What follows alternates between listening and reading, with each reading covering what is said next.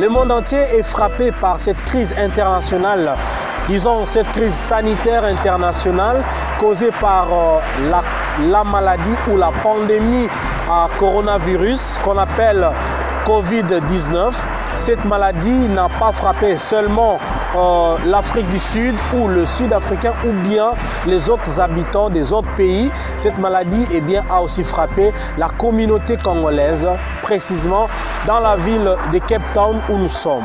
Voilà, nous avons rencontré les travailleurs, nous avons rencontré les élèves, nous avons rencontré les étudiants. Ils nous ont parlé du comment ils se sont débrouillés pendant cette Covid. Vous savez bien que vivre à l'étranger, c'est une question et en survivre dans des crises pareilles, c'en est une autre. Alors, nous avons rencontré un travailleur qui nous disait ce qu'il a pu, ce qu'il a vécu, comment il a fait pour payer les loyers, pour manger, pour s'en sortir pendant cette crise. Et nous ne nous sommes pas arrêtés là, mesdames, messieurs. Nous avons aussi rencontré un élève qui nous a parlé aussi de comment ils ont vécu cette crise pandémique à Corona. Et puis, nous avons encore rencontré bon nombre de personnes qui vont défiler, bien sûr, en images. Vous allez voir comment ils ont fait face à cette pandémie. Je vais aider moi à la maison, je ne travaille pas. C'était vraiment difficile pour moi. C'était aussi inattendu, on ne savait pas que le Covid-19 est arrivé pour vivre, pour payer le loyer, pour manger. C'était vraiment une période là, très difficile. Mon message, c'est la communauté congolaise, nos sœurs et frères, il faut bien gérer maintenant l'argent.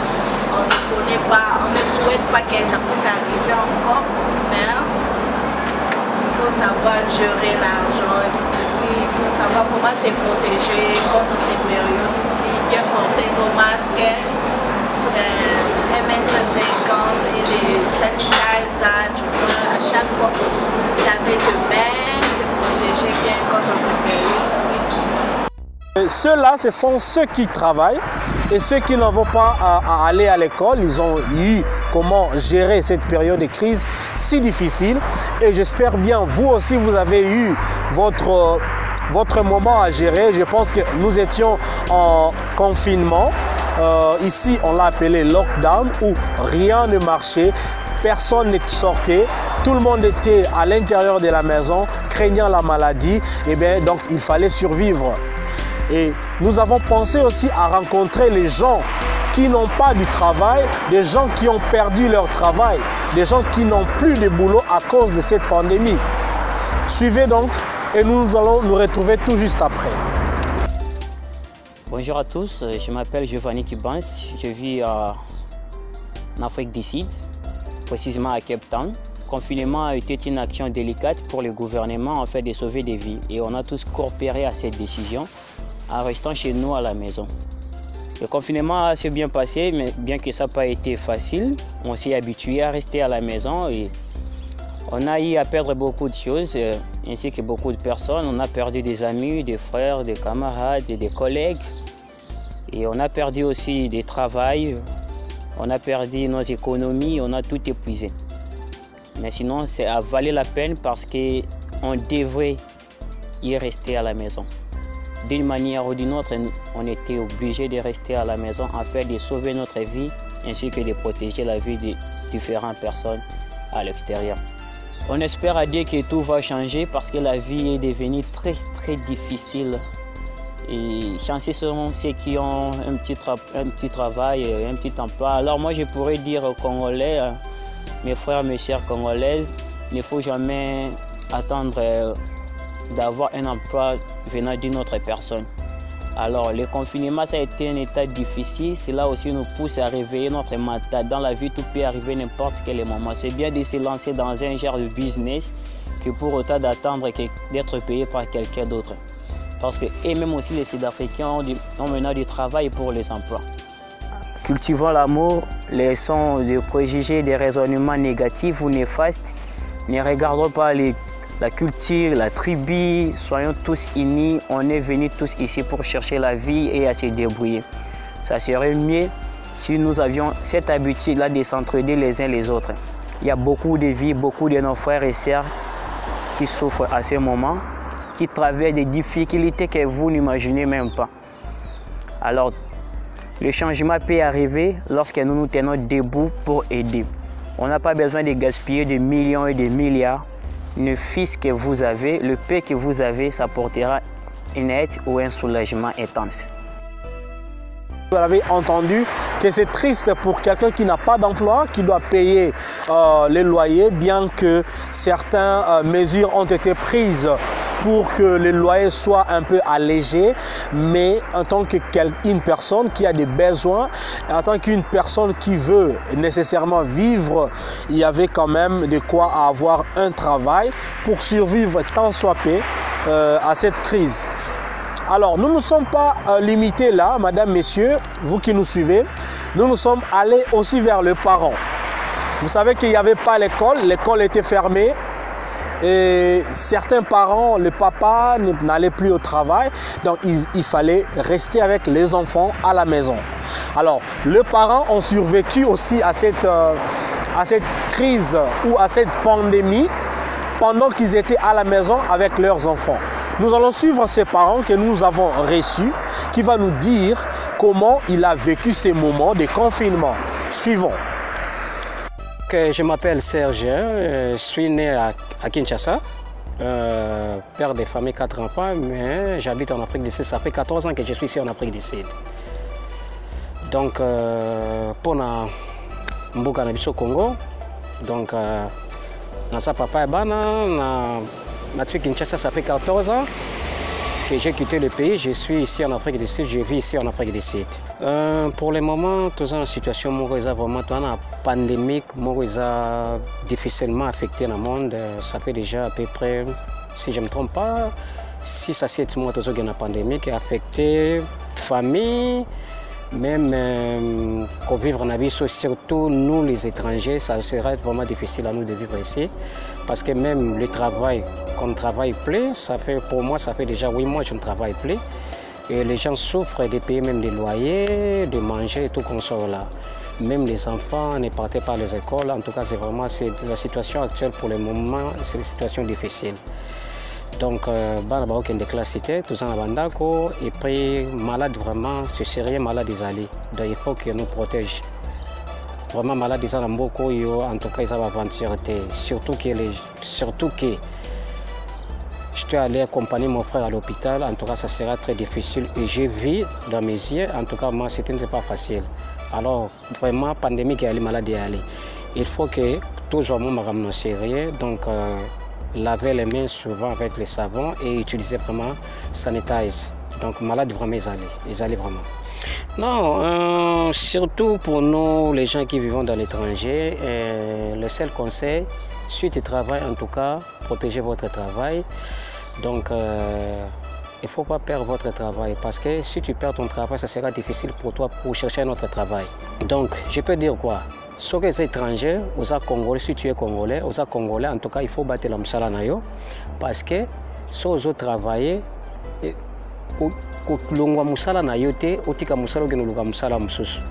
parce que pour le moment, sur les étrangers, si vous perdez la msala na yo, ça sera difficile. Ça sera difficile partout dans tous les domaines.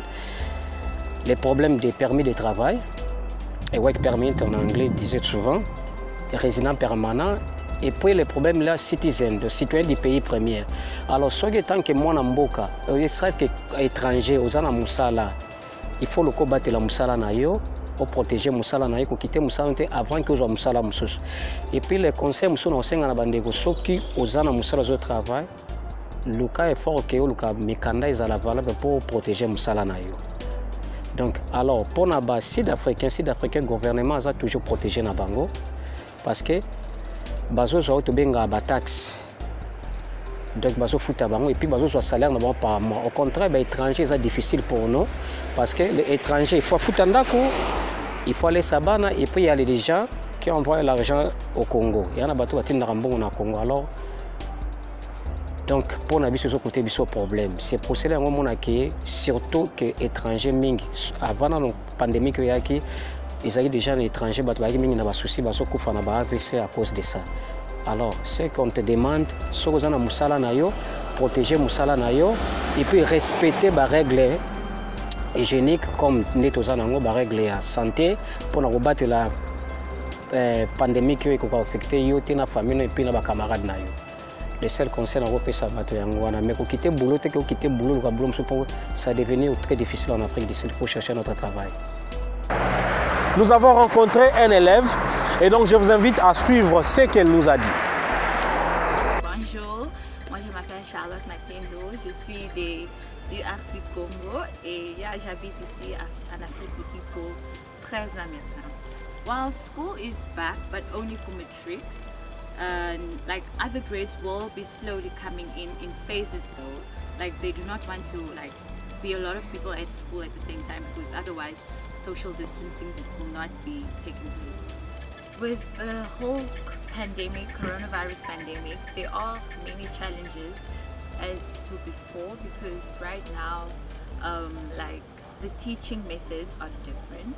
Before, we're in class where if we didn't understand the schoolwork, our teacher would organize a group for us to be in a group, and then that way maybe we could all understand. And now all of that is cancelled. You have to learn individually in your own seat. The teachers also are not allowed to come close to you. They have to stay a distance and teach from a distance. So it is quite a challenge because most students understand better if the teacher is right there explaining to them step by step. There is social distancing that takes place at school. Before we enter the school building, they take our temperature, and if you're above 37 degrees, you are sent home immediately. And they always hand sanitize our hands before we enter any classroom. So basically the challenges that I faced during the pandemic, even though everything was shut down and the schools were closed, our teachers continued sending schoolwork via social media platforms such as WhatsApp and Google Classroom. Now, as you know, to access your schoolwork on those media platforms, you need data, right? And at the time, data was really expensive, and it's still very expensive. So that was the challenge that I faced because it was not every day that I could afford to buy data. And also as well as laptops. Many students do not have laptops, and that was a struggle. They only relied on their phones. And also as you know, some students prefer studying in the libraries, in the central libraries, because at home the home environment is not it's not suitable to study there because of maybe noise. There's a lot of noise pollution, or maybe they don't have the equipment to study, so they prefer studying in the library. However though, the libraries were also closed, so that was another obstacle for them. Well, I just want to tell everybody out there that this virus is real and it kills. It does not discriminate whether you're black, white, it does not discriminate. And I just want everybody to stay safe and stay indoors if possible. Please do maintain social distancing and always hand sanitize your hands. Et donc, mesdames, messieurs, un message très important que vous devez savoir tous est que la maladie à coronavirus n'est pas partie. Elle n'est pas finie. Elle est toujours avec nous. Il faut cependant, pour s'en protéger, se laver les mains régulièrement. Il faut se désinfecter les mains aussi, porter le masque, garder la distance de 1,50 m ou même 2 mètres ou même plus pour éviter cette contamination permanente. Cette pandémie a pris des vies, madame, messieurs. Cette pandémie a pris des gens au sein de notre communauté. Nous avons connu des personnes qui ont été vivantes et qui sont décédées.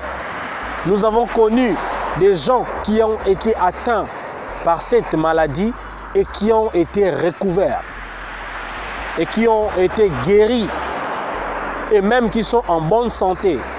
Donc, toi et moi, nous pouvons stopper cette maladie, nous pouvons stopper la contamination ou la propagation de ces virus en se lavant les mains, et en gardant la distance, en portant nos masques, toujours. Et puis, à chaque fois que tu veux toucher, il faut tousser avec les coudes. À chaque fois que tu veux éternuer, il faut éternuer avec les coudes. Avec ça, nous pouvons vaincre cette maladie. Et comme je l'ai dit tantôt, mesdames, messieurs, que le tissu économique mondial est menacé, est touché même, et que l'économie de l'Afrique du Sud, les pays que nous avons choisi d'habiter, est aussi menacée, nous devons faire preuve d'une sagesse lors de nos dépenses. Je n'interdis personne à dépenser. Certes, nous devons être prudents et aussi nous devons savoir comment épargner à côté. Quand tu es payé, quand tu travailles, tu as quelque chose, il faut réserver toujours dans un coin parce qu'aujourd'hui, c'est la communauté étrangère congolaise, la communauté congolaise qui est touchée, la communauté congolaise qui est faible. Mais seule cette communauté-là peut se relever en respectant les règles d'hygiène et aussi en gardant à côté la monnaie ou en gardant à côté un peu d'argent pour survivre. Nous allons vous retrouver au prochain numéro de cette tranche et n'oubliez pas à vous abonner sur notre chaîne Congo Square News TV et à laisser un commentaire. D'ici là, portez-vous bien et n'oubliez pas de porter vos masques.